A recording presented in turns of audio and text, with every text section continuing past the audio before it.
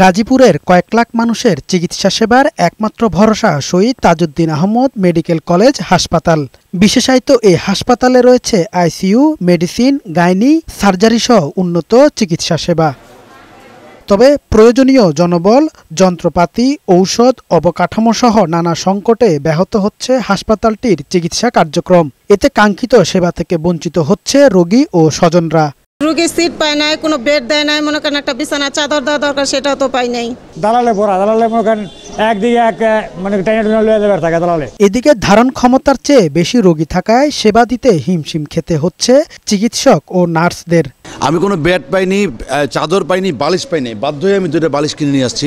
শিগগিরই CT scan পরিষেবা চালুর কথা জানালেন হাসপাতালের এই কর্মকর্তা। প্রায় 1.5 বছর যাবত আমরা সিটি স্ক্যান করতে পারতেছি না। তারা বলে গেছে আগামী 10-15 দিনের মধ্যে এটা রানিং করে দিবে আর কি। হাসপাতালের পরিচালক জানালেন, নতুন অর্গানোগ্রাম অনুযায়ী সুযোগ সুবিধা পেলে কাঙ্ক্ষিত সেবা দেয়া সম্ভব। আমাদের স্থাপনাগত ঝামেলাটা শেষ হয়েছে। আমার ইন্টার্ন ডাক্তার এখন ক্যাম্পাসের ভিতরে থেকে স্বাস্থ্যসেবা দিতে পারছেন।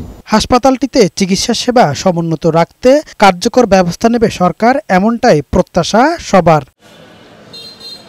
কামাল উদ্দিন, বৈশাখী সংবাদ।